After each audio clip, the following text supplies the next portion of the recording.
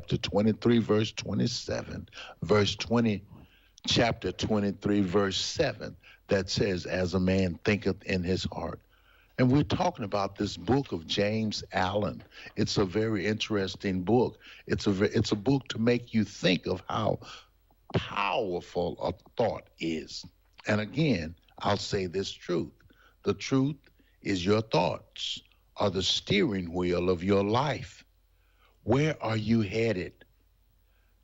Don't let anybody else drive your mind. You know, again, we used in the analogy of having a very expensive car. Would you just let anybody drive it? Someone would come up and say, listen, man, hey, I don't have any insurance. You know, I just want to drive this car. I'm not a good driver, but I just want to drive this car. Would you just say, okay, here's the keys? No, you would not. Because you don't know them. But when you drive your car, you know you're not going to wreck it.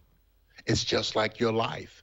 Are you driving your life in a manner where it's reckless, where anything goes?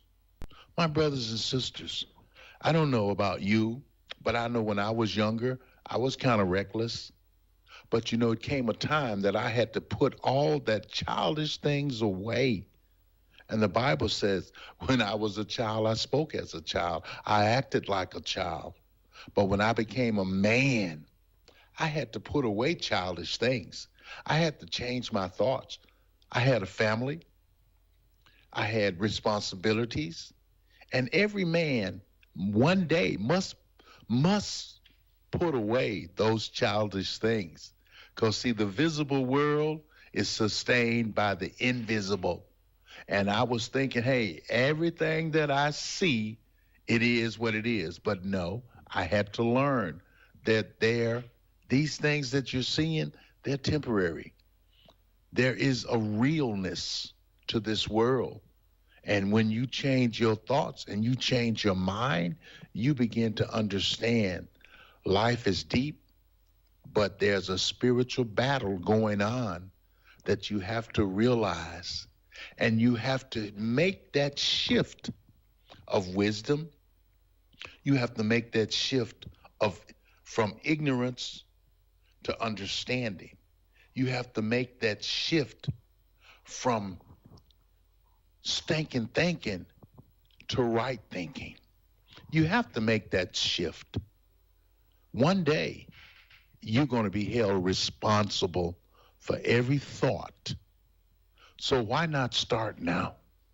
Why not start today?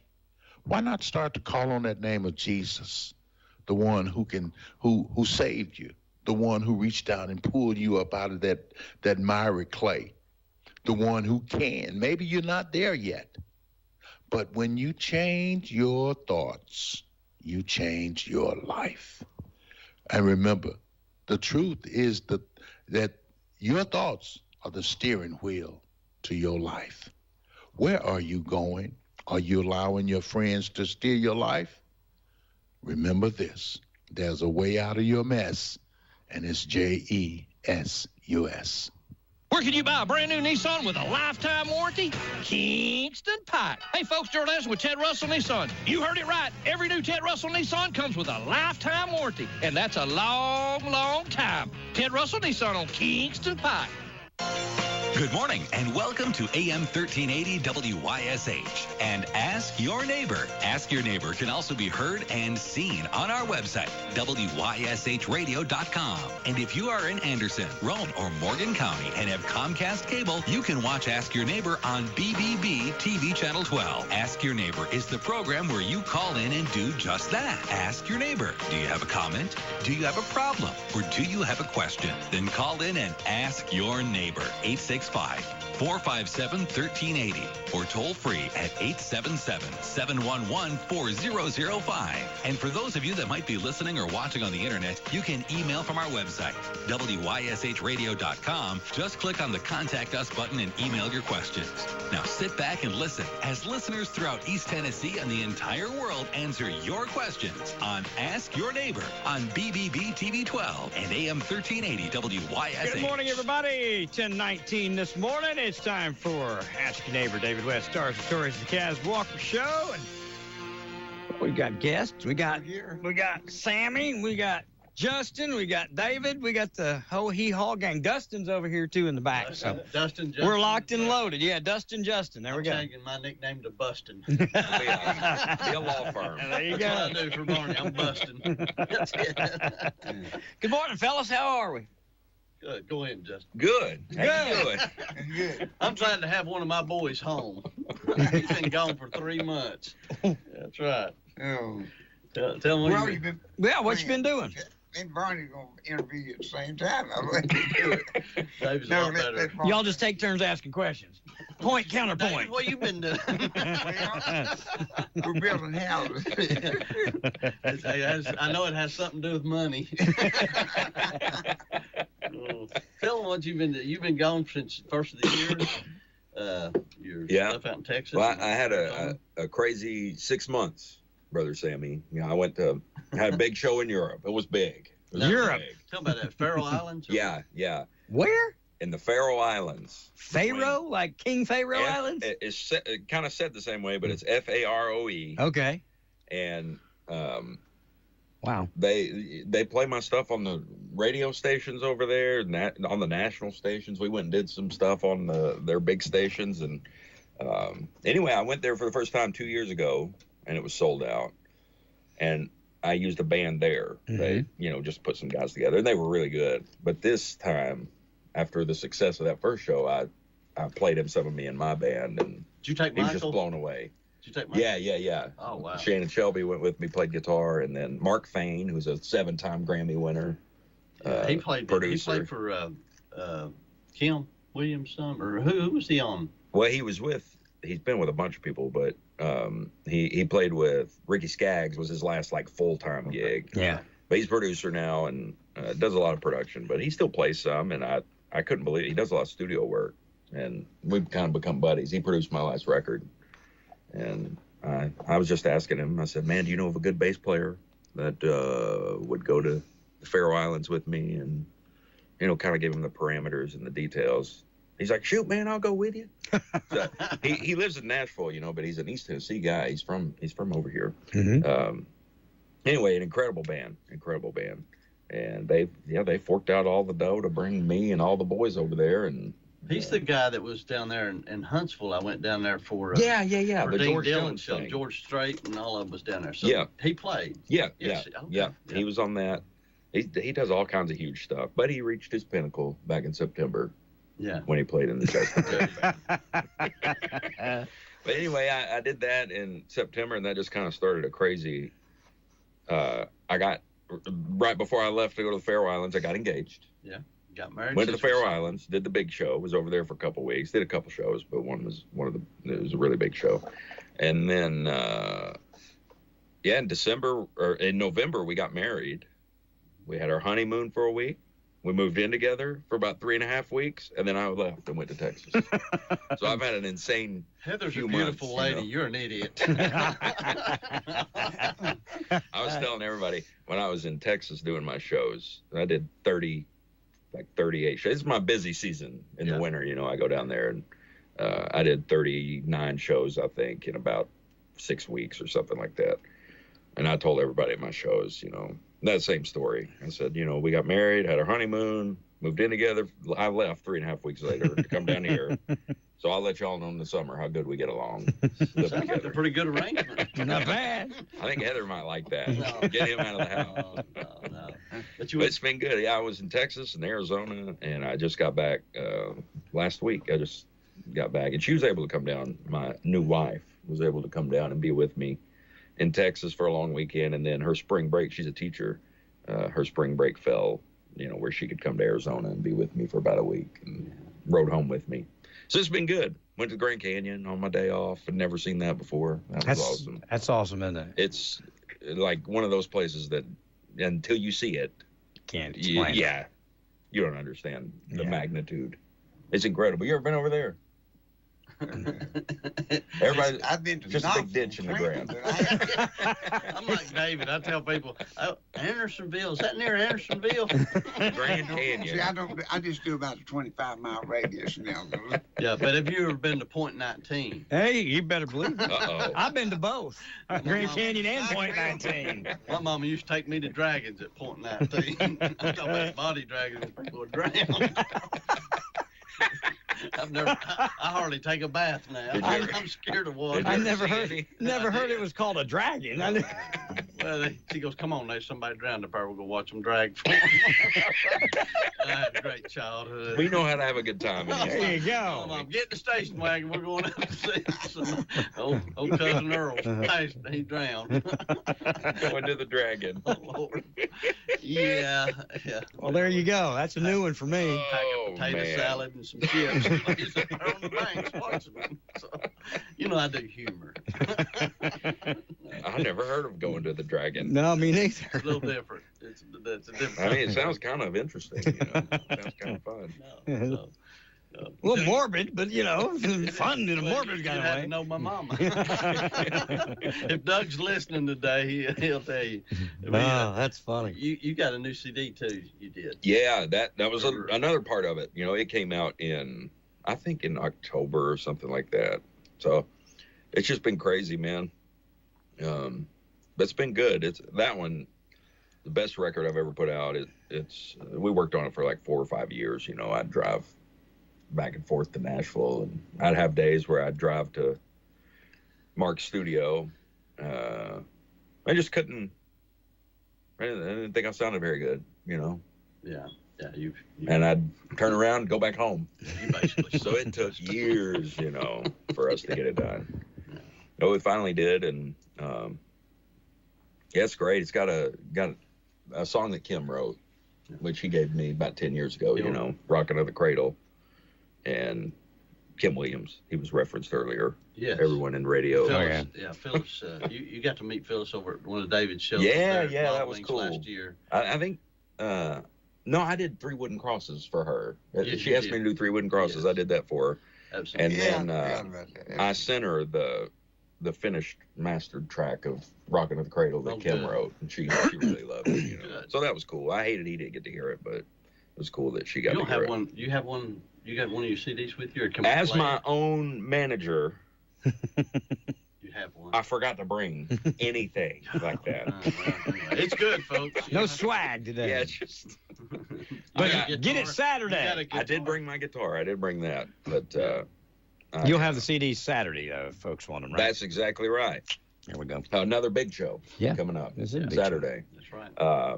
In case you don't know, Con Hunley is closing out the Justin Terry show on Saturday. And I think he's fired up about it. Well, we was going to try to have him over here today, but he came over last Friday. He was here Friday. I didn't know he was going to be here Friday when we were talking about it. But, he was here Friday.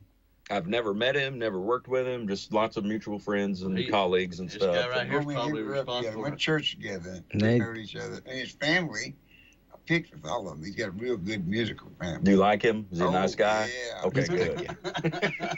Like David's going to say, no, he's a jerk.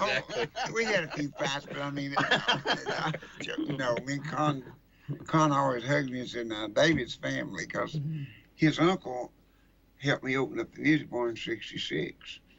And his other uncle taught me how to pick the banjo. Oh, wow. So, yeah, you got a lot of ties to the family. And his daddy, his daddy and mama both played and sang. They get that group together. You never heard nothing like it. Harmony, about 10 of them. Girls and boys, they get together. If they can stay together, and at work and all of them. But let's see, his uncle Jim, when it was me and Johnny and Olin, the 4 of them, they got the Grand Ole Opry. And they took a notion not to quit with their dad after he went and got that for him, and they give it to Osborne Brothers. So that's the spot that they had. And then they all got mad and busted up over that. And, but they something else. But they're good people. Yeah. Oh, you're like Con. Tell Con you're a friend of David WYSH, and I said, treat you good. That'll do good for me. Good. That'll help me. Okay. Yeah. He's not gonna get mad at me. Nope. If I tell him, no. if I tell him that I know you. You'll be in his hip pocket. I'd be like, Thelma I say, Lou David, Barney's you know brother. David WYSH? He said for you to treat me good. David, You'll like we'll that. have to make it. We may need to go up there together this Saturday night. He owe you any money? Con owe you any money? We'll have to go up there and collect. You might could rent him a house or something, Oh, yeah. He comes over. He used to come over and eat with us. Well, he'd been here with us. Yeah. And me and him went to church together. And his daddy, Grandpa, was probably, I don't know who to compare him to on the Bible. He didn't have to read you. You ask him anything, he could quote anything in the Bible. He would just tell you exactly where you're going to read it. He wouldn't do it. You ask him a question, he'd say, turn to so-and-so and so-and-so. And you read it, and here's his quotes. What part of it don't you understand? It reads the same to you as it does to me. Amen. Well, he was great. He was the most knowledgeable preacher that I've ever heard on the radio or met in my life. He was that good. And of course, the Burr Brothers was their harmony. They was right up with the Osborne Brothers or anybody. But they were comedian type. They really put it into the show. They're show people. Was Con's mom a brewer? Is that what it was? No, she's Hunley. She married Ken Hunley. She's a brewer, yeah. She was a brewer, though. She's a brewer. I got you. Yeah. Okay. And his daddy, we used to dress real fancy, them two-tone shoes, white and black, when I was a little boy. And the whole family would get up and sing. The Hunley family. Oh, man, that's outside. Yeah. His two brothers, his sister, and him and mom and daddy. Con just come back. If their name is Brewer, they're good entertainers. I told them here a while back on stage, I had some of them working over there, and I said, boy, they come down with it. Harmony is good. I said, this is the Brewers. This is Con's cousins. I said, now, if they have a kid and they don't sing and play like this, they start shaking them. I tell them that. They shake in the background. That's funny. Mm-hmm. Something happened somewhere down the line. I heard a video of him. I think it was last year, Con, and he still sounds incredible, man. Oh, yeah. He's great. Golly. I watched the other night. He sung "Hollow Man" on the. It's a song Steve Gully and Kim wrote, actually. "Hollow Man." Have you ever heard him? He'll do it Saturday night, I'm sure. But "Hollow Man," it's a great song. It's a gospel song, but it's a Kim Williams and Steve Gully wrote it. And We played it over here Friday. No, I don't. He didn't write it. He said he said he went to Kim's house one day, and Kim played it, and it just tore Con up. Yeah. He said he said he couldn't help. He was crying, and he asked Kim. He said, "Did you write that for somebody?" And he said, "Yeah, I did. But after seeing how it affected you, I want you to do it." And he said he was honored to do it. He sang a little bit of a song. He said him and Kim wrote. Said, "I don't love you and I always will," and he sung it. Nobody's ever heard it. Just him and Kim had wrote it, or Kim had wrote it. He might have contributed to it, but he sang a little bit of it a cappella, and it was funny. It was a good song. He's going to do some. He's going to have some fun up here Friday or Saturday. Kim lives on, man. I'm gonna tell you those songs he's wrote. How many did she give you, or did Kim? He sent me he would send them in batches, and I can't remember what. I think it was like 12 or 14 different songs, Wow. And there's still a couple that I will record at some point. Yeah. Nobody. Ask Con about "I Don't Love You and I Always Will" because it's an amazing song. I asked him if he was going to record it, and he said he didn't know if he's going back to record anything or not, and he might, but somebody needs to record it. It's good. It's that good. So is it a parody song, comedy song? No, it's a love song, but it's about the guy's heartbroken. I don't love you and I always will, and the story of his heartbreak. It's just a very clever Britain. That was awfully close to it. I got tears in my ears from crying on my back. Working for Cass Walker, and then hot lights, you feel it run down your back. Who was it sung that? I got tears in my ears from crying on my back. I didn't know that was real. I thought you was joking. No, it's a real song. Okay. I thought it was something one of the Darlings threw Yeah, out. there you It go. could be. It could be. But, That makes me cry. yeah. So who's your band you got coming up with you Saturday? You got your It's band? just me. Just you me. and your Yeah, stuff? just an acoustic. Okay. Acoustic show, and then Con he'll close us out. That'd be good. You know. Yeah. Well, I know Con's band. I've got a guy come up to me the other day I used to work with up in Pigeon Forge. He's played at Dollywood. He used to be over the music over at Dollywood, John Cormack. I hate this guy. He can play everything and well. And he said, hey, we teach Sunday school together actually right now. And he told me, he said, I got something Saturday night I got to be doing. I said, what are you doing? He said, I'm playing with Con. And I said, well, I'm going to be up there watching. I said, a dear friend of mine's going to be up there too. And he said, well, we're playing. He said, we got the band together. So you might want to get them boys to pick some for you. I don't know if he's still playing for him, but his drummer, he used to use Tony Kreisman a lot. And he's played on a bunch of my records. Yeah. A lot of the stuff that I've recorded. Yeah. He's great. Hopefully he's there. He's a fantastic drummer. After Saturday night, what you got coming up? I've got, non-music related is I have to go to the Masters. Yeah. Oh, really? You're a Yes. big golf I guy. got it. Every Yeah. year. How many years will This will take? be 11. 11 years. We get to go on Thursday and Friday. And it's like, I'm sacrificing possibilities by going to the Masters because there's some good paying jobs in the modeling and acting world that I'm like, I can't go. I can't do it. And then there was this event for some buyers for shows for music. I was like, I can't do it. I got to go to the Masters.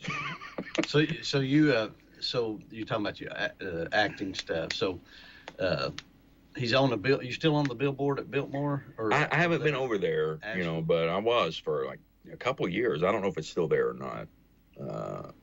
Coming up 26. It'd be right there? detrimental for them to take it down. Right before you get to the Biltmore place, there's a big poster of you and some lady. That's Yeah, not Heather. me and my fake wife sitting there having dinner and smiling at each other, just like real couples do, you know. And you did one for Pilot. You did a commercial with drinking a coffee, wasn't it? Or what was that one? Was it Pilot? Yeah, I did. Pilot, I forget them all. A really cool thing I did last year was for the Gatlinburg Department of Tourism. We did a 3-day shoot. And, man, it was just 3 days of doing what people go up there Hanging and out and playing in Gatlinburg. Yeah. One particular day, we got up, and this was a good paying job. We got up, went, and had coffee and donuts, and they filmed us, took pictures. Then they took us outside. We ate ice cream. They filmed us and took pictures. Then we went and changed clothes. We went to a place and had lunch, and they kept bringing us food, which you know how I am. Yeah. I was so excited. Oh, no, this guy don't weigh 600 pounds the way he eats. I didn't want to tell them that you don't have to pay me. Just continue to bring me food. Give me the food. I'd be a terrible agent for myself. There's food involved. You don't got to pay me. No. But yeah, that was a fun shoot. And I just yesterday did an American Detective, the Joe Kenda show. I was a police officer. I got my mustache rocking right now, so that was good. And then tomorrow I'm doing a Fatal Attraction police officer. Sammy's teaching me how to be a good cop, Yeah, I'm telling you. I got one bullet in my pocket. What not to do. You're good to go. I'm going to give you some gear, though, if you need it. A cool thing that I'm doing, I'm talking to some people about doing this residency thing up in South Dakota this summer. I'm supposed to talk to them later today to see if that's going to get finalized. But I got to go. I'm going back to France to do a show later this year. Oh, wow. Which I'm fired up about. Cool. I hadn't been over Is there. that the Faroe Islands or no? No, France. Okay, where's the Faroe Islands, though? You told me. It's between Scotland and Iceland. It's like halfway between. Jeez. Just a tiny little island chain. And I'm talking to them about, the possibility of coming over there and doing a show, kind of a dialed back show. So if you go to France, do you take a band, or do you get to take a band? There'll be a band there. Okay. There's a country singer there who does show management, and I've worked with him before, and his band played for me last time I did a show there. I know a banjo player that probably would go with you. That's outside of his 25-mile radius. Yeah. Again, is that near Andersonville? I do have one in Sneedville. I guess that's 45, 50, but down across the street. Well, Sneedville's right outside of France. Just a little ways, huh? About 10,000 miles. You're going to get you one about 18 years old. Hey, I didn't pay the price. I've been on that. So you had when we was walking in, you had to take a picture of. You want to tell Ron about what you took a picture? Oh, the of? Praise-mobile. Yeah, we've talked about that before. Yeah, man. you worked there. I used to drive that thing to remotes, and I love seeing it. Yeah. We got it all. Every time we It come up was here. it wasn't running for a long time. We took and got it all running. I bought the station another car, and they said, "You gonna sell that?" I said, "Yeah, I might. I just leave it set out there." In fact, your brother was interested in buying them all at one point, but I had them all redone. They all run good, brakes, everything. So everything out there works, it's runs running good. right now? Oh yeah, it runs. You should take it. I know. The battery might be down because we haven't used it in a Yeah. while. Last time we used it was the Christmas parade, I think. So it's been a while. I always called it the Praise-mobile. Mm-hmm. It's the Praise 96.3 Durango, Yes. and that thing got like 5 gallons per mile or something like that. It's probably got 500,000 miles on it. I don't know how many miles it's got on it, but it's got a lot. But it still chugs along. Yeah, I worked there from 2003 to 2006, and I started. At one point, I was working at Direct Mail. I'd work there part-time during the day. I worked 4 hours. I'd go do my 6-hour shift at Praise from 6 to midnight, and then I'd started singing that January 1st of that year, 2006. So I would like leave on Friday, get back on Monday, go to work, and then just work all week. Yeah, leave Friday. I was exhausted, and started dating this girl, and we wound up getting engaged. So I had a lot going on. That's when I left the radio station. I did that for about 9 months, and I was like, something's got to go. Well, the place he's talking about, he worked at, is a dear friend of ours, both of ours, but she sends out right now. She's the lady that has done it from the beginning, sends out about 3 million books a month to the Dollywood the Imagination Library. That's who that is. He worked for. Yeah. And you was around when it first started, wasn't it? I started a few years after it started, but it was still tiny. Like when I started there right after high school in 2002. It has grown. And I think it was a part-time, like Dolly, the Imagination Library was just a part-time job that we would do every month. It was like any other client. We'd come in, we'd run it, it was gone. And I think we did like 30,000 books at the time or something 3 like million. that. It's up to 3 million. Yeah, it's in the a month. millions.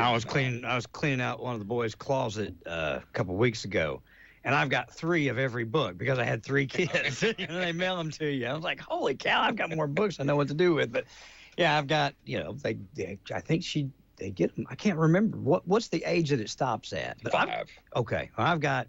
Is it 5? Yeah, it's 5 because you can sign them up at birth, Mm-hmm. and no matter what age you sign them up, the first book they get is The Little Engine That Could. Mm-hmm. And then when they turn 5 and graduate out of the program, they send out a book called Look Out Kindergarten, Here I Come. Yep. That's the last book that they get. I've got them both, and everything in between. You got 3 times of them. 3. Yes, I do. Got them all. So the tie-in with the Cass Walker show here would talk about Dolly. So have you ever got to play at Dollywood? Yeah, I did it I did it 7 years in a row. I did their gospel festival. Oh yeah, that's right.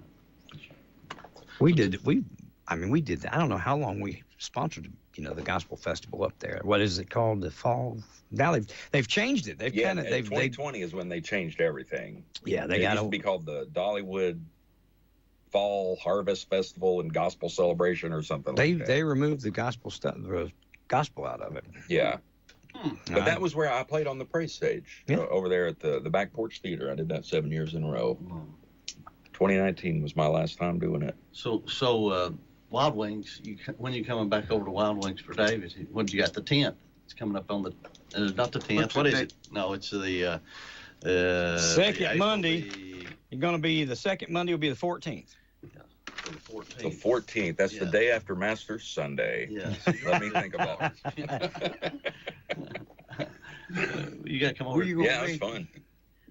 Where you going to be then? That Monday night. That Monday night. I'll probably be resting up from being at the Masters. Well, just go ahead and take a nap. Come on over. Yeah, what time do y'all start over there? 6:30 and 7:30 6:30. shows. Oh, we'd love to have you. Yeah. You'd probably like it. Bring everything you got to sell on it back. Like We'll tell That's what I'm Phyllis, talking tell about. Phyllis to come. We'll call There you Phyllis go. and make sure Yeah. Phyllis is going to be there. And, yeah. Hey, so... Yep. Put me down for one. Hey, so... How many can I put you down for? So- That's what J. Basil Mull, that's what I heard. He used to sell his songbooks, you know. Mhm. Oh, yeah. That's what he would say on the phone. He'd call people. He wouldn't say, would you like to buy a book? How many? He'd say, how many can I put you down for? Doc. That's what I do with Was that Doc. Was that the Just As I Am book, the songbook? that He they came had out. They acquired? did. He did a songbook every year. He did a Oh, different. Yeah, he had And several. there's a moving, what is it? Storage crate behind the station. Yep. Full of those books. Oh, they're great. Great we songs. we ended up.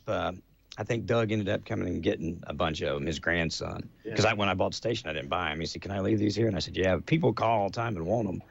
And we go out there. Do and they sell them. still? Do they still call about it? Oh yeah, they Really? still do. In Wow, fact, I that- think he's. I don't know if he's still doing it or not, but yeah, we still get inquiries about them. Yeah, that obviously that happened 20 years ago. Yeah. I didn't know if people were still calling, and I think it was songbook number 2 was the really popular one. I I'll don't tell you, remember. in the church I grew up in, we had the Redback hymnal, which Yeah. the Baptists always claimed was theirs. It's a The Church, Church of God. Mhm. but they were printed in Cleveland. But we had the smaller version. It was a J. Basil, and I think it was called Just As I Am. Great songs in there. But we sang in that thing all the time. And so I don't know how many editions he had of them, but I can tell you right now, if you ever get a hold of one of them, they're really good. I mean, those are some really true, great songs. Jay Basil was a smart guy. Yeah, he he really was. was. He was a good. He was a smart businessman. Yeah. He was. I think he was Well, related just to that King. alone, that tactic, you know. Yeah. How many can I put you down for? That's what I say about my CDs in church. That's what David does David, with Martin's. how many CDs can I put you down Put me for? down for 2 of your best. Do you have it on the new one? Do you have anything that's heart wrenching as David's favorite? The one we won't even make you do it. He does it every time here. But the The only thing I'm missing. Yeah, that one. Do Let's you have see. Well, I wrote a song for my mom that's on there. It's called Pair of Wings, and it's, you know, if you like your mom, you'll Mine took she me took to you to Dragon. Dragon. Lord. Oh, don't get me started. You already are. Yeah. And then there's a pastor friend of mine in Mississippi. He wrote a song called I Got Everything I Wanted, and it is, man, it's so good. Okay. I'm still trying to learn it, you know. I got it recorded, but I didn't do it much on this Oh, last tour.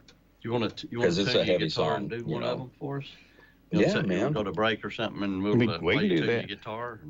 And when you come back, we'll talk about Larry Gatlin. I know you got to meet with them, and you was going to do some of their songs. So we'll talk about that in just a minute. Yeah, that sounds good. Back in the flash, guys. As a homeowner, I'm always looking for peace of mind, especially when I have a costly, unplanned expense, like a cooling system repair or replacement. That's when I turn to the eScore Quality Contractor Network. They're the pros who've been specially trained and approved by TVA and your local power company. The quality contractors are licensed and insured, so you can be assured the job will be done right and inspected for free. Contact your local power company or visit energyright.com to learn more. Hi, this is Jim Miller with WYSH Local Information News. Remember, if you see news happen, email me, jim@wysHradio.com, or message us on the WYSH Facebook page. Each day, we bring you the latest in local news. Mike Witcher has your weather forecast, and Pete Michaels is in the sky with the traffic. So we've got you covered, and if you see news happen, let us know. Your source for local information news since 1960, WYSH. Winter is on its way, and that can mean slick and icy roads, which can put you in a ditch or worse, in an accident when you need a reliable wrecker and towing service. Clinton Highway Wrecker has been towing cars, trucks, anything with tires since 1971, and their experience is your advantage. Call 865-945-7009 if you need your car towed or have other trouble. They can help you with a flat tire, a dead battery, engine problems. In other words, if your car won't roll, then you need to call Clinton Highway Wrecker Service. With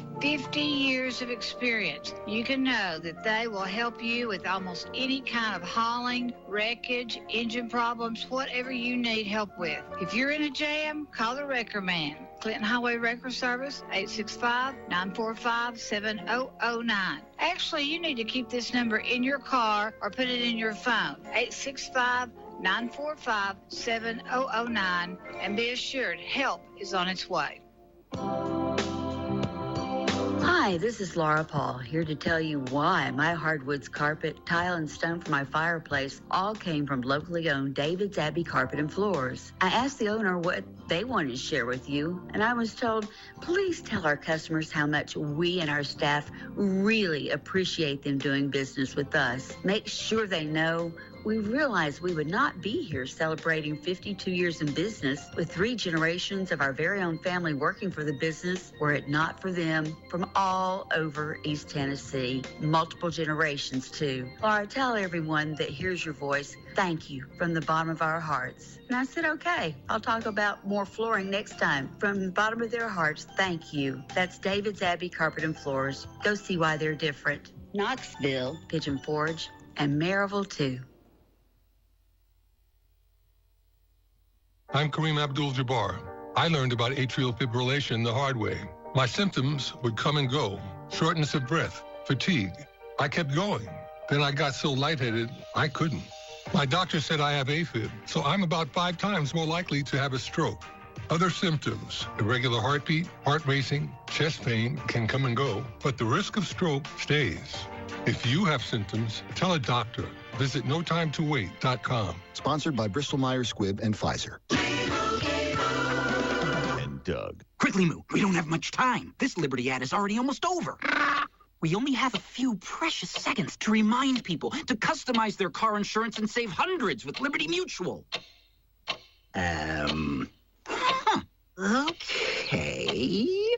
Well, I guess we had more time than I thought. Only pay for what you need at libertymutual.com. Liberty, liberty, liberty, liberty. Savings vary. Underwritten by Liberty Mutual Insurance Company and affiliates. Excludes Massachusetts. All right, guys, we're going to get Justin in here and...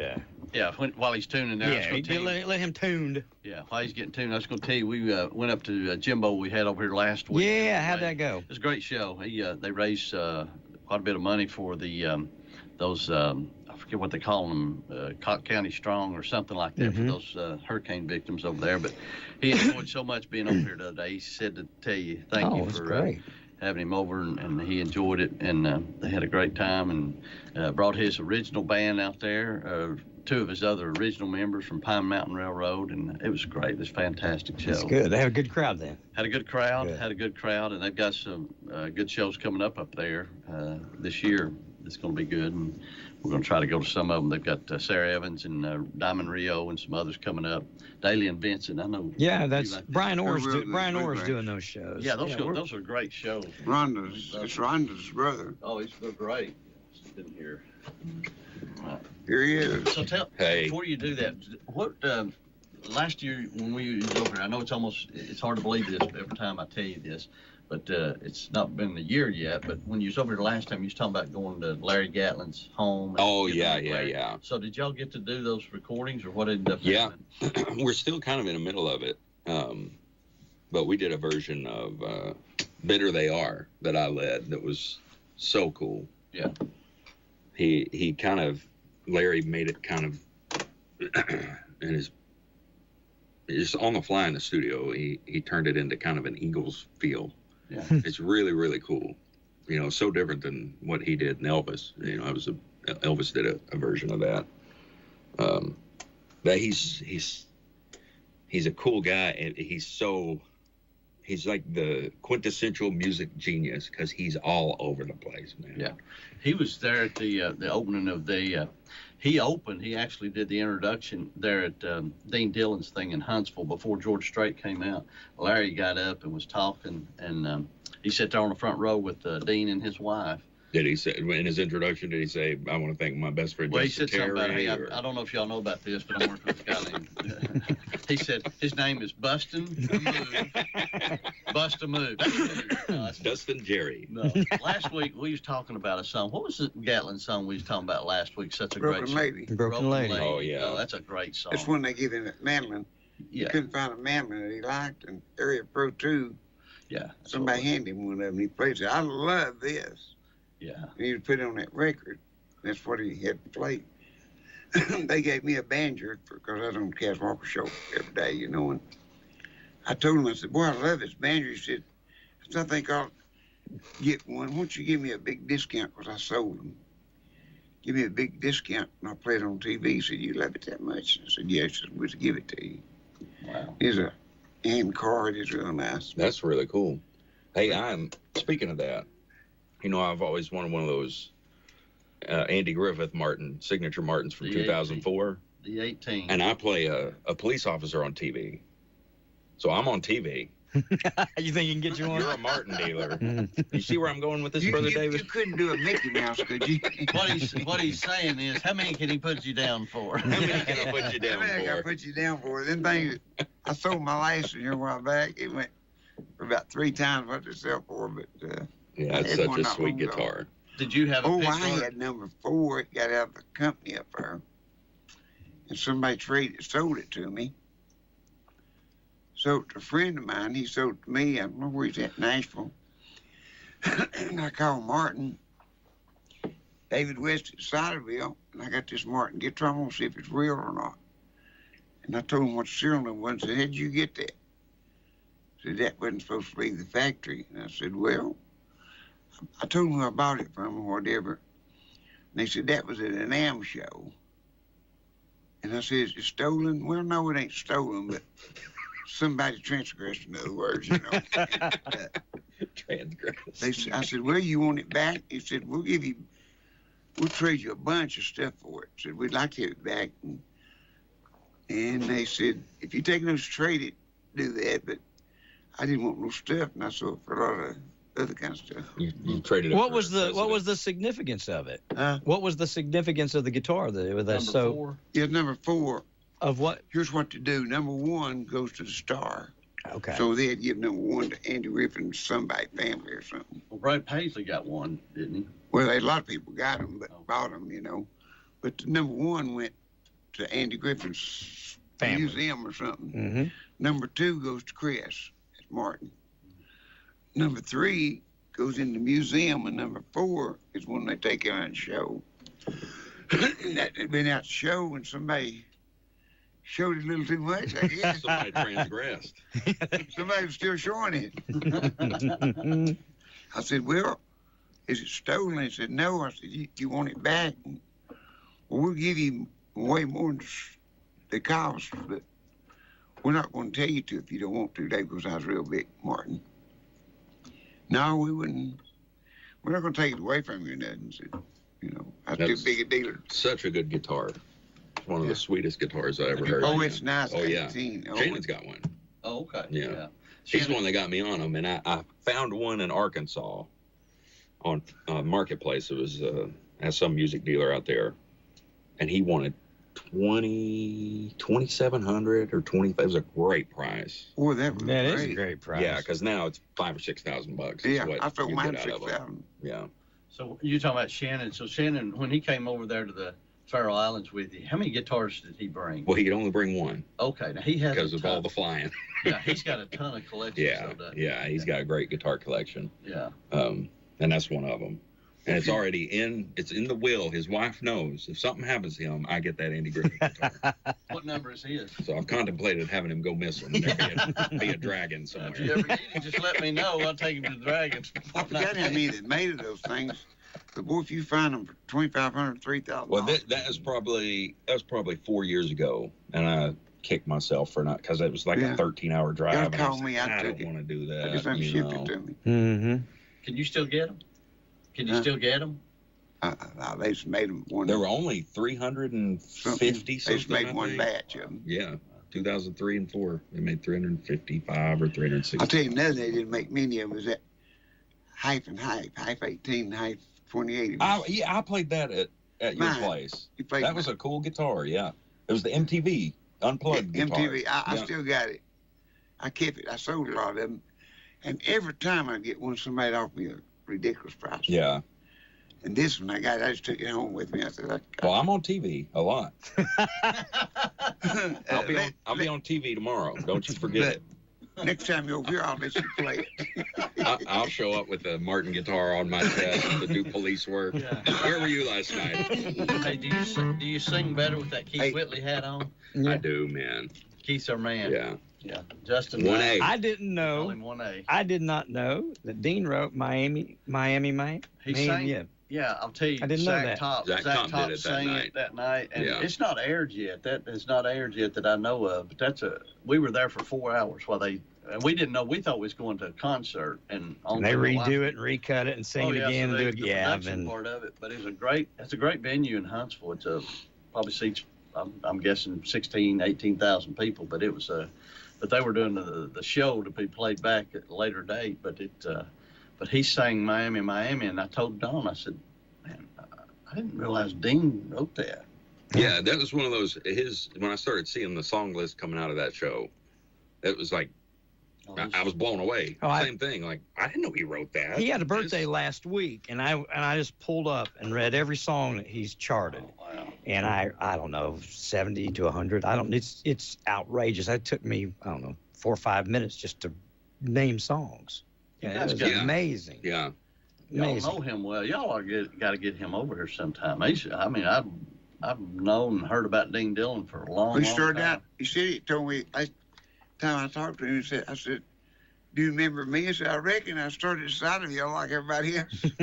Now, what's his real name? Dean Rutherford. Dean Rutherford, but there was a different name. I saw Rutherford. I forget where Rutherford come from, but it From was his dad, Garland. Yeah, he went by another name before he went to Dean Dillon. It wasn't Dean. Now, Kathy, when he's on Clayton, it was Dean Rutherford. But I'll think of it here in a minute. Mean Killing? No, Mean Killing. No. No.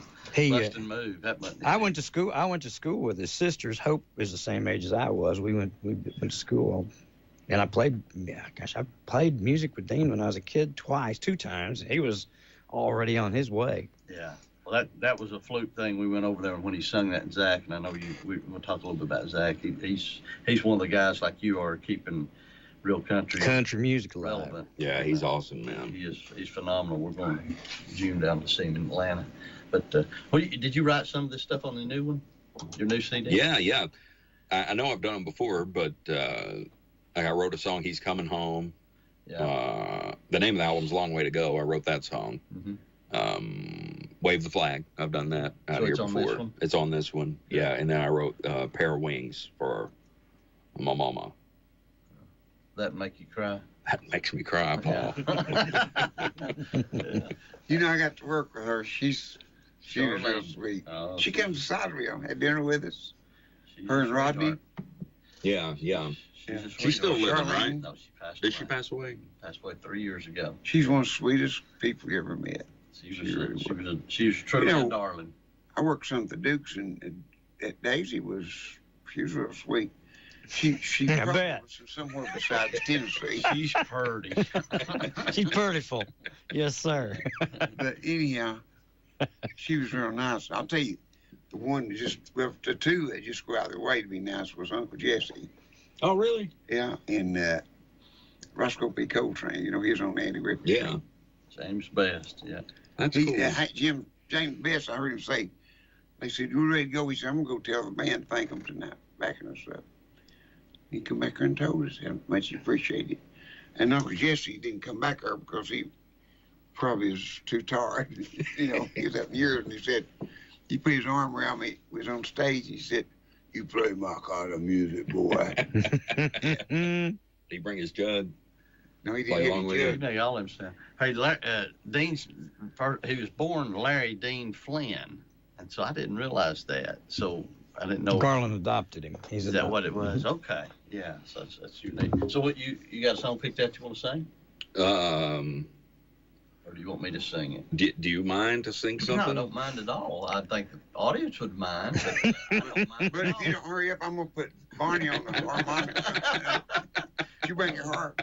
I will tell you this, at Jimbo last week, he did Piano Man, and had a piano player up there, and he played the harmonica to Piano Man, that Billy Joel song, and they nailed it. It was fantastic. So right there, you always get that in the middle of a bluegrass concert. So there you go. All right, you want me to sing something? Yeah. Yeah, that'd be good. All right, see if I can recall. This is the song Kim wrote, sent me 10 years ago. Kim Williams wrote this. This is the second song on my album. How Many Can I Put You Down For? East Tennessee. This is from my album Long Way to Go. This is called Rockin' to the Cradle. I want to live with no excuses, love with no regrets, take the bad with the good, and know I did my best. Walking in the sunshine, dancing in the rain, from the rocking of the cradle to the rolling of that long black limousine. From rockabye, sweet baby, till I hear the angels sing, from mom's tender kisses till I board that glory train. I want to love the life I'm living and live the life I dream. From the rocking of the cradle to the rolling of that long black limousine. Well, I came in this world with nothing. That's how I'll leave someday. And all that I'll take with me is the love I give away. It's love that makes a difference between a pauper and a king. From the rocking of the cradle to the rolling of that long black limousine. From rockin' by, sweet baby, till I hear the angels sing, from mom's tender kisses till I board that glory train. I wanna love the life I'm living and live the life I dream. From the rocking of the cradle to the rolling of that long black limousine.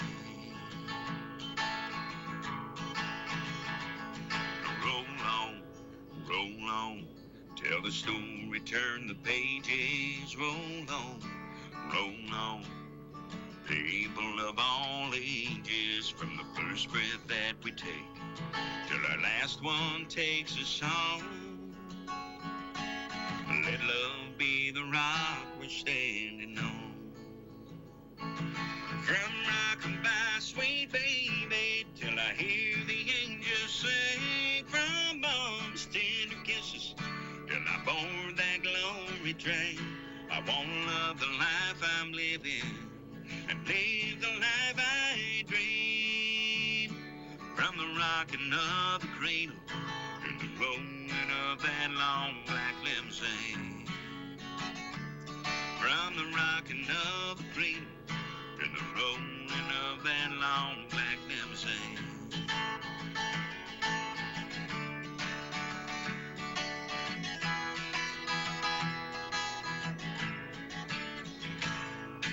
All right, there's Rockin' to the Cradle.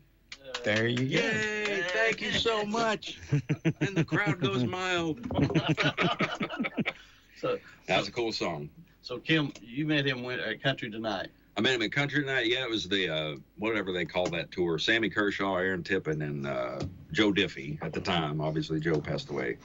But I went to that show, and Kim was there. And, it was just, man, it was a God thing how I ran into Kim, and I had just learned about him a few months prior. I mean, I didn't know who he was. Obviously, I knew his music, but I had no idea he'd written it.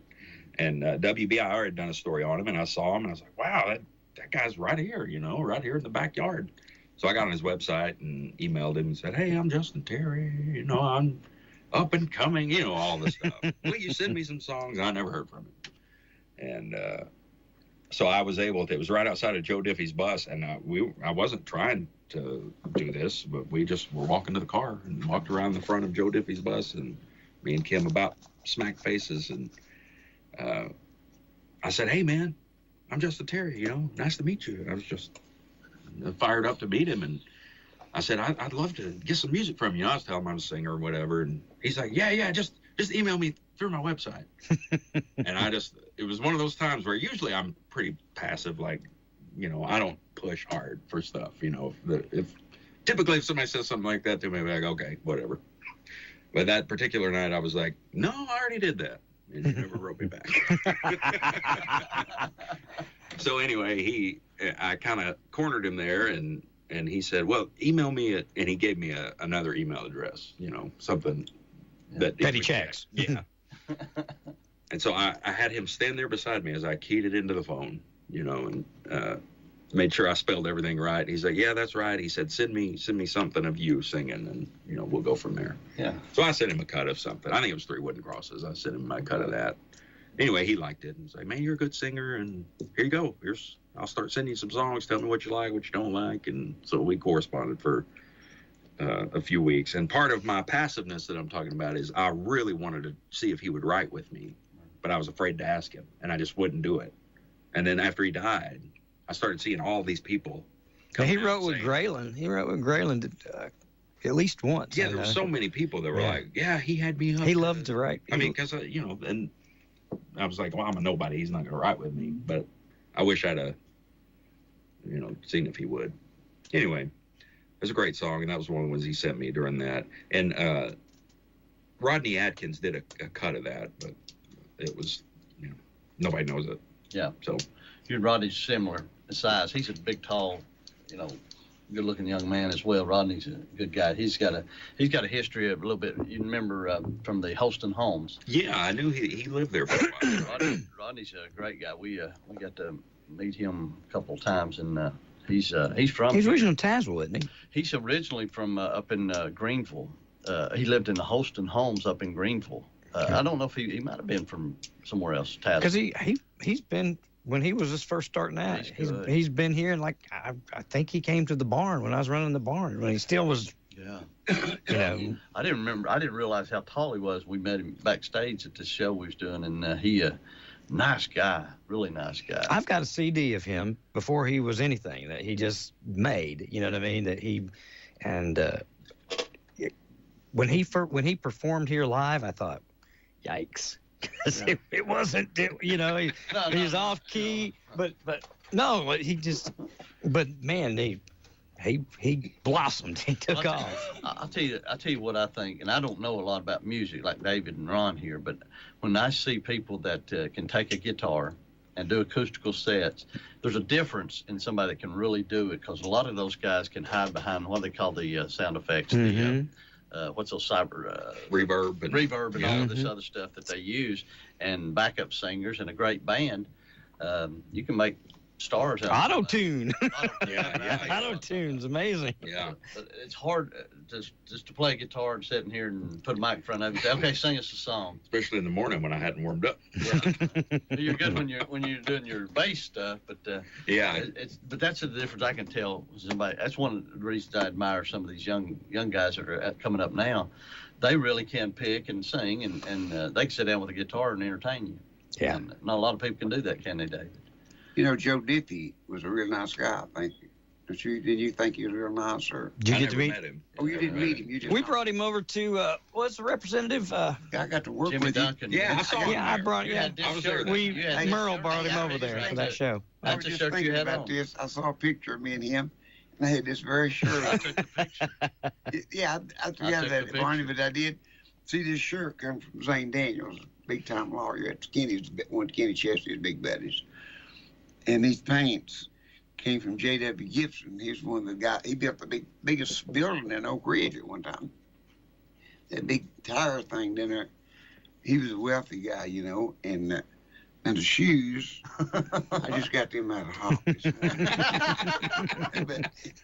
but anyhow, David's Hammers, bargain basement. The OOTD, the outfit he was of the really day. nice, wasn't he? You was there with us. Yeah, I took that picture of you. Yeah, Joe was great. Yeah, you did, didn't you? Joe was one of my heroes. So the voice style that you have, when Kim, what was, like, when y'all hear some songs fit different styles of singing.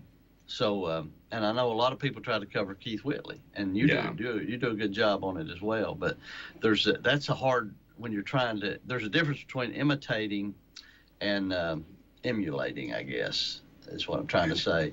So when you're writing a song, it's got to be a certain style of voice that you're looking for, I guess, if you're a songwriter, right? Is that like a Kim? Well, for me, I write for me. Yeah, you know what I mean.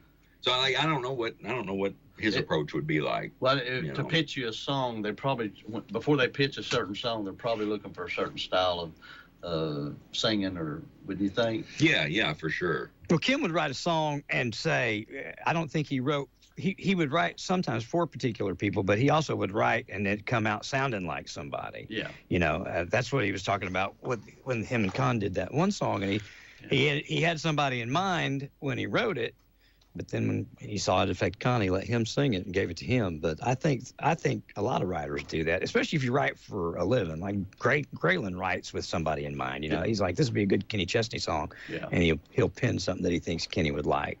Yeah, I was trying to think just the other day. I was listening to it was a 70s countdown of Casey Kasem from 1973, and there was a song that he played 3 different versions of it. The song was pitched to somebody first. It's a real popular song. I can't think of it right now. He pitched it, and it was a guy singing it, and it was okay.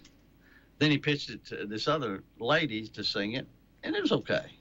And then he pitched it to whoever made it really famous, and I'm like, oh my gosh. It was like it was just made for that person, but these other people had sung it. So that's the difficult part about being like, and what you're doing right now, you know, what can make all the difference in the world is somebody getting one song and a one hit and so-called making it. Man, it's just got to be the perfect match, doesn't it? Mm-hmm. And you know, I always tell people, like, I'll never make it because I won't do mainstream country, you know, all the funky beats and stuff. But, you know, if like Zach Top and other people like him who are actually traditional country, because people, I remember Cody Johnson's kind of curious. Yeah, he's country, so like, and he's huge, you know. So if those guys can kind of bring it back, you know, maybe I could have a song or two hit on the radio, you know. You never know. But yeah, that would obviously be huge. I mean, my career right now, I have some terrestrial radio play, but it's mostly online stuff, you know, social media, and that's how people know about me. A lot of people like that. I mean, there's a lot of talented artists that are out there in the same shoes that we talk about that. And it's a different world from when we were growing up playing music, trying to get a record deal. You seek out an A&R guy and find out where they're going to be, when they're going to be. It was, you know, today you just push a button. Yeah. Send it to them. I mean, for all the negatives of social media and the online presence of everything, those are some positives. Yeah. Do you have, is it on, what's platforms like if somebody wants your music? I know you anywhere, have the CDs, anywhere. The Apple, Spotify, and all of that. Yeah. One thing I'm doing with this, because, you know, CDs are going out of style. I still sell a ton of them at my shows because I'll price them down. Yeah. And, like, I force people to buy them. Like, I had some people at my shows in Texas, they're like, we don't own a CD player anymore, but we're going to go buy one. What do you do like for merch though? Where you're not going to have a CD anymore? You're going to sell digital to thumb drives. Thumb drive. Okay. And of course, some people are like, you know, I have an older demographic. People that like this kind of music are typically 55 and up. You know, and technically challenged. I mean, seriously, yeah. But they know how to take that thumb drive and stick it into their car. That's the big thing. Is like cars don't have CD players a lot. The new ones. So they can do that. Put the thumb drive in the USB port in the car, and you know, that's cool. Go through the files. In the cars. I'm driving a 27-year-old vehicle and we're 420-some thousand miles. You got a CD player, don't you? I do. I actually have a CD and a cassette player. Yes, sir. Hey, I've got a CD. I've got a 5-disc CD player in my 25-year-old car out there. Yeah. Big time. I've got some stuck in there. I can't get out right now. A buddy of mine who's in music, and you know, they have a younger demographic, obviously, and so they'll sell some vinyl. That's back big now, with young people. But he just calls himself a professional T-shirt salesman. He just goes to their shows and sells shirts. So what do you do though if they don't the thumb drive or the CD? What do they do? You get? I mean, that's got to be tough when somebody says you got to go to Spotify or Apple Music or whatever. Yeah, I mean that's just the world we live in. I hate it, but it's not a QR code or something they scan or to go to it, or how do they do it at your merchandise? That's actually a good idea. Yeah, I'll do that some. I've got a huge screen that we put up, and you know, I'll aim your phone at it and click. Yeah. But again, the older demographic, they don't really know how to do that. One time, this is kind of funny. This was 2021. I took my now wife to the Knoxville Symphony Orchestra. and this was still COVID. They weren't giving out programs, and they had these 2 pull-up banners at the top of the stairs there at the Tennessee Theater. And it had a QR code, and it said, scan for the program. Scan with your phone to get the program or whatever. And this poor, sweet old lady was up at the top of the stairs, and she had her phone like this going. She was just putting it up and down. So I had to, help her out a little bit. Yeah. That's funny. So you got to take them step by step. Yeah. You got to say, point your phone camera at this QR code. I just said QR code because I've heard other people say that term. I'm more in dragon. Yeah. Have you got another one you can do for us? Sure. Yeah. You want to do one of your original ones? Yeah, I'll do the title track from my new record. There's a long way to go. Barney's going to dance. Hang on a minute. David's going to play the jug. Yep. This is a song I wrote, I guess I wrote it 4 or 5 years ago, and it's my brand new album called A Long Way to Go. You can get this at justinterry.net, get a physical copy. You can't stream this song. What I was going to say is, I'm putting a song out a single at a time to try to force people to buy the CD. There you go. All right, here's A Long Way to Go.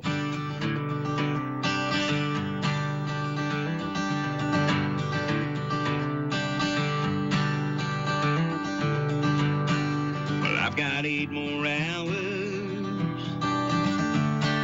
until I get back home, and I'm counting down the miles till I'm no longer gone. There's open road before me, those white lines are a blur. I'll drive straight through the night with the hope of seeing her. I've got a long, long way to go, and I hope that girl knows when I get there.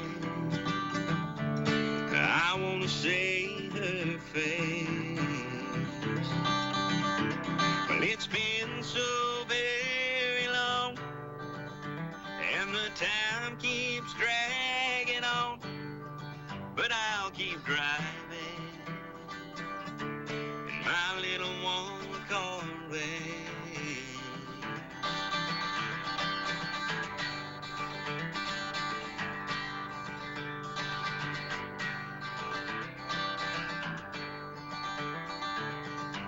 Well, it's been a month of Sundays since I walked through that door,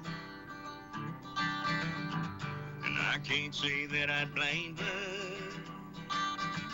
if I'm not welcome anymore. But I'm not a man to give up, and I'll dig down deep inside. I'll get down on my knees. I'll swallow all my pride. I've got a long, long way to go, and I hope that girl knows when I get there that I want to see her face. Well, it's been so very long, and I'll have to say I'm wrong for how I left there, just to have a little space. Now the porch light lights the walkway, and there sits a ragged out car. I guess I'd better start my journey.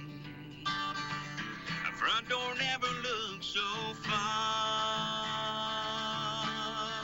I've got a long, long way to go, and I hope that girl knows when I get there, and I want to see her face.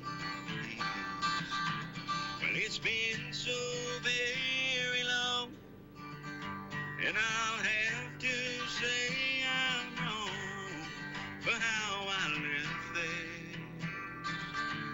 just to have a little space.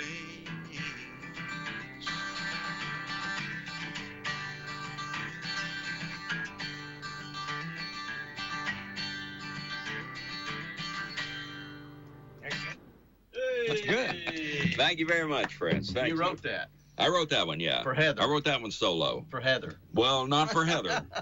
Because, that's a song about a man leaving and coming home to make it right. You're on the road a lot, though. You're gone a lot, so. Yeah. That's one of those songs that took me, I don't know, it probably took me a year to write it. I wrote what I thought was going to be a verse, and it wound up being the chorus, and just put it down, And then I found that slip of paper like 6 months later, and I was like, oh, yeah, I forgot about this. So if you come to Wild Wings and you play with David and them, how do you like to do like one of your original songs? Does the band pretty good about picking it up, or do you have to cover Merle Haggard or something? Yeah, man, covers are obviously better, for the boys. They have no idea what I'm going to do. We got a new band now. Still got Ken on guitar. Oh, So you fired everybody else. You fired everybody else. So it's time to get some new blood in there. New. We don't fire. They just walk off because we don't pay. No, I just joking. We got Dale McCurry, Bill Monroe's fiddle player. He's out the side, isn't he? Oh, Rick Campbell's you've worked one of with the Rick Campbell greatest. before. Rick can play everything. I think he was there. Oh, I think he was great. at Wild Wings last time I was there. Yeah, Rick Campbell's fantastic. He played, and of course Danny Hutchins. He's at overseas. And we got another Danny Hutchins that worked with the Three Dog Nights. Is going to be with. Yeah, I know him. Snare I know drum, Danny. yeah, up in Sneeville, or he's up in that Hancock area. L.T. Sharp. He's with LT. Fiddle player. He's with Dixie Dixie Stampede. Yeah. We should ask Jimbo the other Stampede. night about that. The other day, Jimbo was out here last week, and we should ask him about Dale if he remembers Dale from Dixie Stampede. But old Dale's he's a good old boy, and he can really sing. He can do Merle Haggard. He can do Johnny Cash. You shut your eyes and you think he's Johnny. He's good. He does Willie and Waylon. When he comes to Willie, he just sticks his finger in it. And everybody gets a kick out of that. And then we got some good girl singers. We got it's a good show, ain't it? it is. That's fun. We had a good time. Justin, Me and Heather came out there. If you're going to get to come, though, we need to call Phyllis, make sure she comes over, and maybe you can do I don't know, 3 wooden crosses you did last time for her, but you could do one of Kim's or something for her. Yeah, there's enough to choose from. Plenty. So, is Heather getting to go with you to Augusta? No. Man, you'll take that girl nowhere. Well, that's the hardest ticket in sports to get. Yeah, and I get one. I get one ticket. I'll give you some money this time and go ahead and get me another shirt or something, because my wife, she loves watching. She won't watch golf any other time of the year, but she says a lot of people are like days, that. She watches the Masters. That's the way a lot of people are. It's like the Super Bowl, the Daytona 500, the Masters. They show up Easter Sunday for church. Yeah. That's it. So you got a lot of stuff coming up. This Saturday night's a big deal. Yeah, Saturday's the first big show. Yeah. Here, and I think it's the only time I'll be in East Tennessee. I don't think I have anything else scheduled here other than the rest Wild of the Wings. year. He's going to be there. And Wild maybe Wings I'll get to show up at Wild Wings. I'm sure I'll get to come out at some I hope point you do. this year. Yeah. I wish he's here next Thursday too. We got Soup Day celebration. April Ciderville. 3rd, next Thursday, we're going to have a big soup. Ham. Some pickers and ham. Ham and soup, potato soup, vegetable soup. I love what you're saying right now. Mm-hmm. You know what I said about me and food and You don't got to pay. working for food. But what else you got going on, and how can I get your music? Make sure. I think that's the only time I'll be in East Tennessee is with Brother Con Hunley this Saturday at the Union County Opry, and I think the show starts at 7, I believe. I will be the starting show, and then Con will close out the Justin Terry show. I'm excited about that. So y'all come out there. And then, man, I think, like I said, that's the only time around here. Then I'll be all over the world gallivanting and doing shows. And Tell them about your short film. You made a short film last year, and did it win an award, or what was the deal? Yeah, it's won several awards. It's called Dad's Last Beach Trip, and right now it's in the film festival circuit. And I It's a cool story of a young father. He's 53 years old, diagnosed with Alzheimer's. And his mom was diagnosed young with Alzheimer's, so it's kind of a family thing. And anyway, he's deteriorated, and they know that he's not going to be with them much longer, and they want to take one last trip to the beach together. And I played his son. Okay. I played his son. Anyway, it was great, and it's doing great. And down in Florida, it's won Best Film a couple times. It's won a lot of awards, but I actually won Best Actor at a film festival in Florida, which was really cool. Yeah, that's great. I had no idea. The director he sent me that plaque or whatever, and I was blown away. It was really, really cool to have that recognition. A lot of people don't understand how short films work. The movie Sling Blade came from a short film. Right. Billy Bob Thornton. A lot of them start out as short films, and that's the goal with this one. Is he's parading it across America right now, and have you ever met David turning into a feature? Yeah. David is a dear friend of ours, and he we've done a bunch of stuff together. But he's been in. Oh man, if you pull up his Wikipedia, he has been with.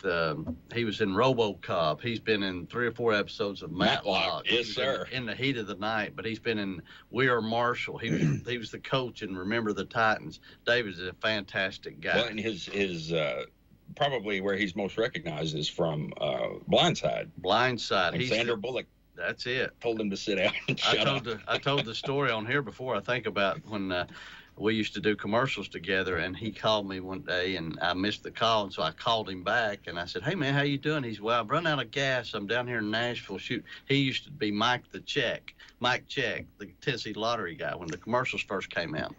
So I said, "Well, what are you doing?" He said, "I'm down here doing these lottery commercials right now, and I've run out of gas." And he's got an old, it's a 60-something Fairlane that he drives, a convertible. It's cool. We've used it in commercials. We used to do, and so he said, I said, "Well, I'm sorry you're having a bad day." He said, "Well, it's not that bad." He said, the agent called me and asked me if I'd be willing to go to Buckhead, which is that real prestigious place in Atlanta. And he said, it's down there. I'm going to be down there for about 4 days shooting a movie, part of a movie. And I said, "Really?" I said, "That's pretty cool." And I wasn't thinking much of it. And he goes, "Yeah." I said, "Who's in it?" He goes, "Well, Sandra Bullock and and I said, "That's enough." That's it. McGraw. And but it was his scene is famous. That scene, he's berating Sandra Bullock. She turns around and she tells him, says, "Hey, Deliverance, that's my son." I told him. He's been in a lot of stuff, but those short films. What I started to say, short films like what you did. That's how a lot of those people will get those, and then they make a full feature film out of them later on. Yeah, I mean, obviously that's the hope with this one. Yeah. Is that it'll turn into a feature, and when it turns into a feature, that they continue to cast me as Matt, as the son. That'd be good. And then if I ever make the life story of Keith Whitley, that's our goal, right? No. Amen. Yeah, come on. No, I don't want to mess him up, but he's a good guy. So, but tell him where you're gonna be and how to get your music. Well, again, come see us at the Union County Opry Saturday night. Me and Con Hunley, singing live. And then you can get my music, justinterry.net. So physical copies of all my records are available there. I've recorded 5 over the years. And they're all fantastic. My new one. My very first one, obviously, I was still singing with a quartet. And I recorded that first album, and I sound like a quartet bass singer. I'm singing, "I come to the garden alone." It's really big, and that's how I sounded. And a few years ago, I almost just pulled that off everything. Like, I don't sound like that anymore.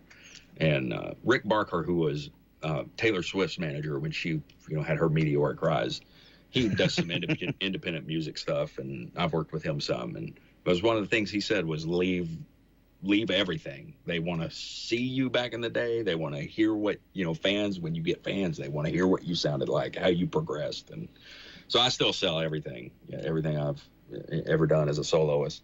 But you can get it all at justinterry.net. You can stream most of my music and Apple Music, Spotify, anywhere you listen to music, Amazon Prime. You can find my music on YouTube. You can find music videos on YouTube. Just Google up my name, Justin Terry, and you'll find all that stuff. Come this Saturday night, you get the CDs. Just go ahead. Yeah, you get and it's going to be a great deal. Yeah. And Yeah. how many can I put you down for? Will be the message of the night. And me and David is wishing that you'll come to Wild Wings here soon. Yeah, and then hopefully I'll come up to Wild Wings and hang out with my boys here. And then, hopefully it won't be necessary, but if it is, then we'll all go to a dragon at some point. No, I don't know. This I'm year. not going back. Yeah, go on your own. I'm done with them. Grab the potato salad. I love seeing you, man. You know that. I love you guys. Thanks for having me on today. You want to sum up? Yeah. First sum up, I guess. Sum up? I want you to go over. See which way is he with you? No, we're riding separate. I'm running crazy today. I've got another appointment. I got to be back out here at the Clinton office with If you Madison got a few Insurance minutes after the too. show to stop at Ciderville, go out and get some Mucho Grande. That's what I'm talking about. But anyhow, go to Ciderville. I want you to see it. They've got the biggest drum store of anybody in the state of Tennessee, and I don't know how many more states. No kidding. Yeah, I got to go in You there. got to see it. I retired, and another guys took it over. You just go look at it, okay? Next week now, not today, but next week we got the Big Soup Day anniversary. We're gonna have ham sandwiches. They got the buns. Somebody brought them in the other day. The big box of buns. We got the buns. We got the mayonnaise, and I gotta go pick the ham up Tuesday, I believe, Wednesday one. Got big ham sandwiches and potato soup and vegetable soup. We got a variety this time. Hopefully, Got the guys drinks picking. and everything. Gonna have some folks picking. We even got cider, I believe. I think I came to that a couple years ago. He used to do it every Thursday. Okay. It's Thursday, right? Soup day. We're going to leave a little early and get over because we're supposed to eat at 12:30. Uh-oh. But anyhow, be sure and come see that. Be sure and come to Ciderville Music and see all the new things they've got over there.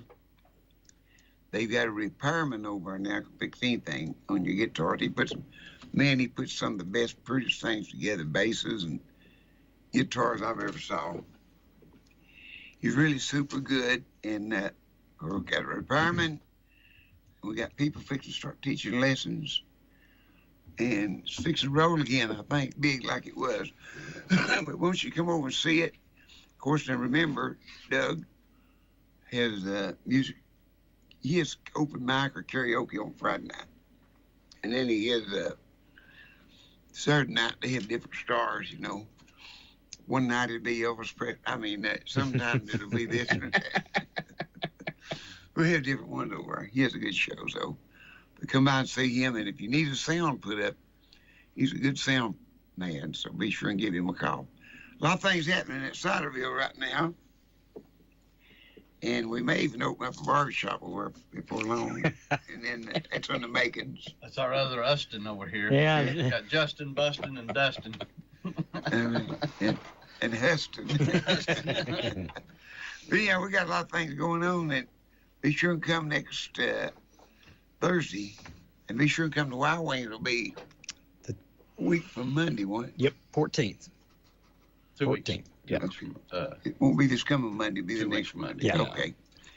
Okay, but we got a show and a half over, and we draw a big crowd. They usually just packed up, so we got a lot to be thankful. We want to do it for all of our listeners out there, and we have at the courthouse, and a lot of people listens to us, the Parrot Boys, and some of the judges, and we want to dedicate the show to all of them. We just have a big time with it, and we hope they do. But whatever you do, come see us, and do like Mr. Walker said, you be good to the Lord, and he'll be good to you. Hope we see you next Thursday. Thank you for listening to AM 1380 WYSH and Ask Your Neighbor. Make sure you tune in at 10 a.m. each day, Monday through Friday, right here on AM 1380 WYSH and BBB TV 12. Or listen live online at WYSHradio.com. And remember, if you have a question, comment, or problem, call in tomorrow and ask your neighbor. Or email from our website. It's Ask Your Neighbor. Thanks for listening.